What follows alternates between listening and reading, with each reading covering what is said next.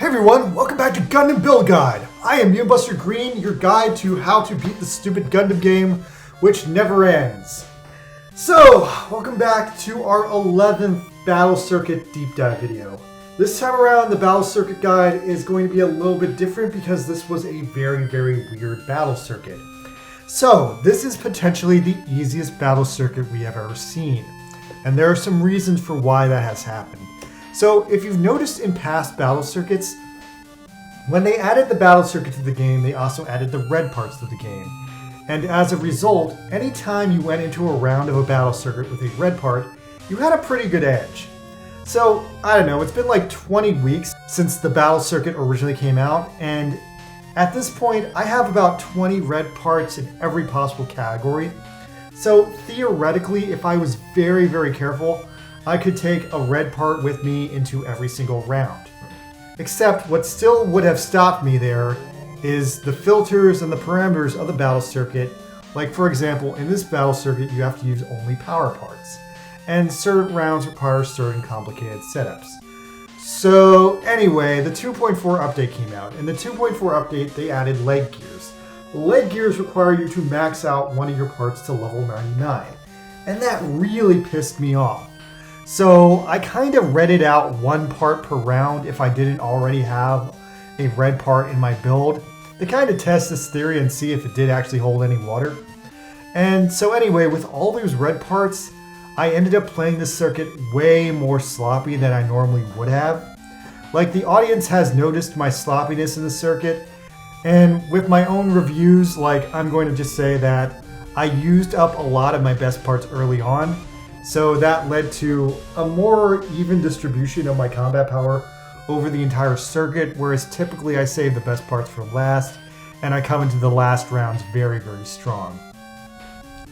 Anyway, so to either my intense glee or my intense disgust, this time around the enemies in the circuit are all SD Gundams. For those of you who have never dealt with them, SD Gundams have stubby little arms and stubby little legs and big old heads. And if you get up close to them, they will kill you with their extremely powerful SD tackle attack, which they all seem to have. So at a long distance, SD Gundams are kind of helpless, with a few exceptions. Now there are two SD Gundams in this battle circuit that can mess you up. The SD Unicorn Knight Gundam, which has a very fun attack called Call, where it rains down knives on you. Now as long as you dodge this attack, you will live. But if you don't dodge this attack, the call will come down on your head and kill you. Then after that, there's the SD Knight Gundam, which has an even more powerful and more dangerous lightning bolt move. Now if you get hit by the lightning bolt move, you're dead. That's it, it's over. So the Knight Gundam is actually the most dangerous enemy, which is kind of return to basics. Anyway, so that's all I really can say on the preparations for this one. Let's go down to the breakdowns now.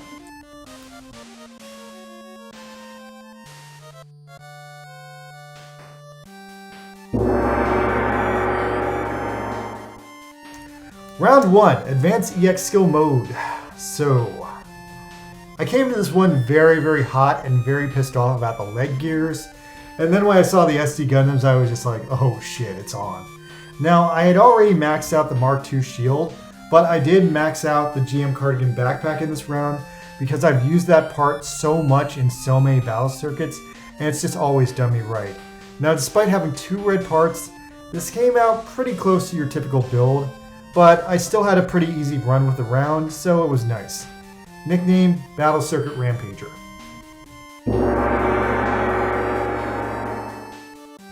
Round 2, For Computers 1. So here's another total power suit, but the For Computers tag made it feel a little bit off. Anyway, since I redded out the first cardigan backpack in round 1, I decided to red out the second cardigan backpack for round 2. Now, this build also used a few other classic cardigan parts, but in the end, this build actually felt a little underpowered, and I actually needed several EX skills to take down the Knight at the end. So that felt a little tense. Nickname, Arch Cardigan. Round 3, Advanced Physical Mode 1. So after 2 rounds of making a physical shooter, this round forced me to make a physical shooter. So I redded out the Tauzi torso for its years of extremely helpful service and helping me beat several previous battle circuits. And that alone really carried me. So honestly, that was really all I needed. The other EX skills just missed their mark and did not get used. Nickname, Guns Gundam. Round 4, Advanced Melee Mode 1. Alright, so finally taking a break from the shooters. So this ended up being a really fun build. It rocks Mikazuki and as always the OP Gujian Gundam shield.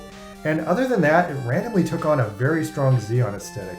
So I decided to really lean into that since I wasn't taking this battle circuit seriously. And it ended up being a really nice mashup of the Char suits. And anyway, all the kits were pretty much instant kills. Nickname, Red Comet Smasher. Round 5, High Firepower Tag 1. So this suit is unapologetically OP. I have to blame the High Firepower tag, which is like always only on the best parts in the game. The suit has an ironically crazy appearance from the Crystal Unicorn and Turn X parts. Also, this is the first time in months I've settled down to whip out the Minovsky Chihokin, which is an awesome move, but it's unfortunately very slow. So because it was so slow, I unfortunately really had to draw out the battle for a couple of minutes to make the strategy work. Nickname, Crystal Lion Smasher.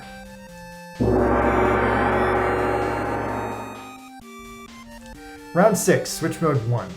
So lately my Switch Mode 1 suit has been a melee Atreya F build, and although this was a melee suit, when I first tried to use it, it full on failed. So I got pissed off with it, and I equipped it with the Sazabi's OP Physical Rapid Shooter Shield for coverage against the SDs. Nickname, Switch Mode Estrella returns.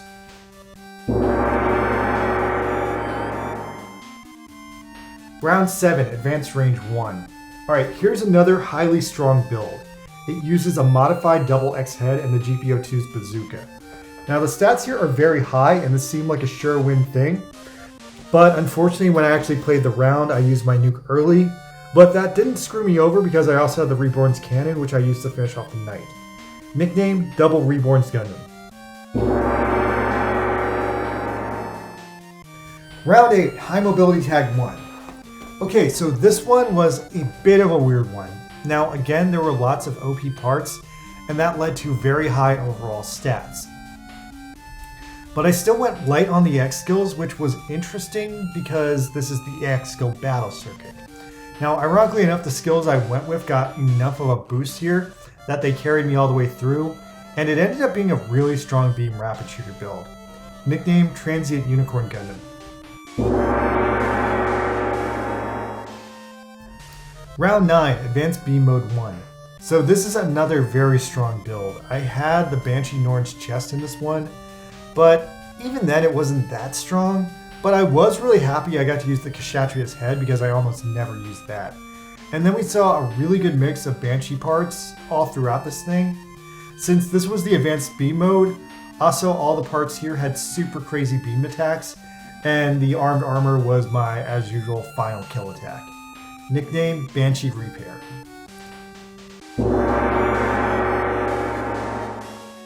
Round 10, Overdrive 1. Man, would you look at this beautiful looking Gundam. The transient Gundam pieces have been really mixed into some of my builds, and they give this thing so much class here. Now, this one is fully relying on the composite armor shield, and that carried this build the entire way. It does have some other extra attacks just for style. I was playing this one defensively so I could save the extra attacks, but that was a mistake and I should have just gone all out with the composite shield. It ended up saving my butt in the end anyway. Nickname, Freedom Gundam Blanco. Round 11, 4 Computers 2. Alright, so straight transition into the second half. Although the second half was a little harder, so for 4 Computers 2, I whipped out some more Arch Gundam parts and I rounded it out with the Reddit High New Head and the Wing Gundam Finiche legs, which led to some really good EX kill opportunities. Now I got some good use out of the RG Fist and I had a surprisingly hard time taking down the Command Gundam, which does not move. Nickname, Arch New Gundam.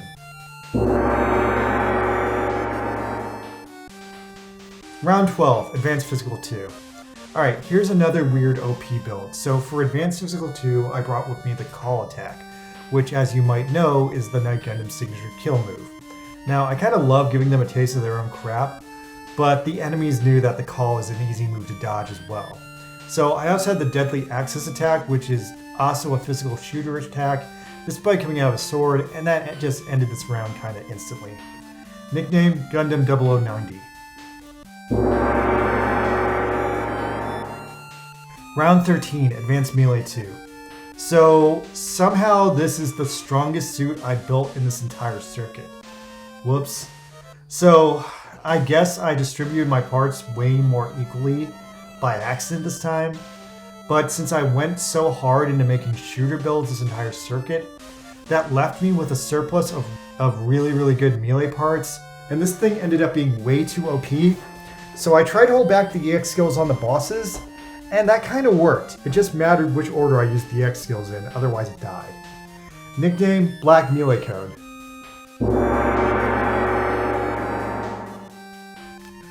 Round 14, High Firepower Tag 2. So after my overall strongest suit, this was my strongest shooter in this game. I'm not exactly sure how that happened, but my best guess is I overused the new Xeon parts early. Anyway, this led to a fun and balanced suit. It has grenades in the arms, and it actually got pretty good use from the funnels. Nickname, the Terrible New Gundam. Round 15, Switch Mode 2. Okay, huge mix up here. So while I typically use my Switch Mode High New Gundam, this time around with the P attribute in play and a lack of skill hack round, my Tall Geese 3 actually came out to play out of nowhere. Now I still equipped it with the traditional Nightingale shield and Christina, and with all those crazy parts put together, this suit was just flat out OP and boosted with the Tall Geese's buffs.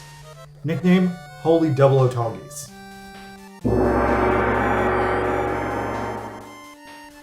Round 16, Advanced Range 2. Alright, so this was another crazy build, but unfortunately this one required some finesse. So I put together a big mess of strong Xeon parts plus Anne-Rose Rosenheim, who is shockingly one of the best shooters in this game.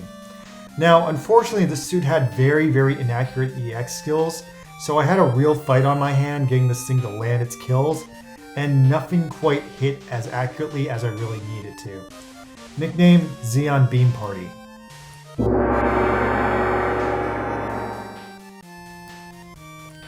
Round 17, High Mobility Tag 2.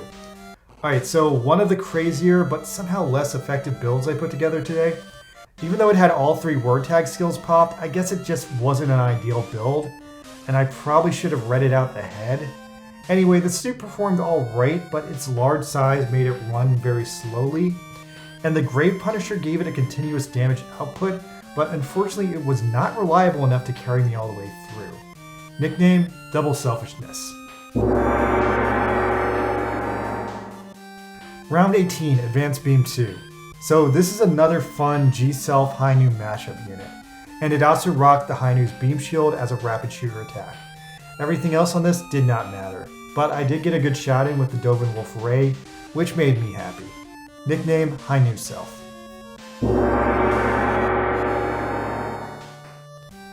Round 19, Overdrive 2. So I used the Sinandru shield only because I ran out of shields with grenades, and I needed more grenades to get myself through this battle circuit because I had to shoot all the SDs. Now, some people called me out on it and said it was cheap, considering I did this in 12 seconds. I guess maybe they were right. Expect me to use more Sinandru parts in the future, because I like grenades, so I guess this is a preview of things to come. Nickname, I can't appreciate these legs. And finally, round 20, Advanced EX Skill Mode. So the chickens came back to roost on me in round 20. Since I played the circuit in a very sloppy way and not counted out my parts the way I usually do, I'd also gone completely overboard using shooters in the circuits, and I really just used up all my best shooting parts. So when I got to round 20, even though I had 3 of my best rapid shooter parts saved, I did not have any decent Gundam parts left over to make a solid build. So I ended up putting together a very average suit with my best EX skills. But since round 20 comes at you so hard, I barely got through it with this weak suit. So even though I had good moves, I had a weak suit, and I really had to rely on just luck and getting through this, but I made it work. Alright you guys, so that concludes my deep dive video on the EX Skill Battle Circuit. Since this was such an easy battle circuit, this video is a little bit shorter than they usually are. Now, it's not that hard at all, but you do need to use a lot of shooters to keep those damn SD Gundams in the gutter where they belong. Now, if you like this video and you watch this whole thing, please subscribe to my channel. I only need 450 more subscribers before I get monetized. And I do these deep dive videos for every battle circuit, so if you have trouble in the future, I'll be there to help you. Alright you guys, thanks. I am out. Later.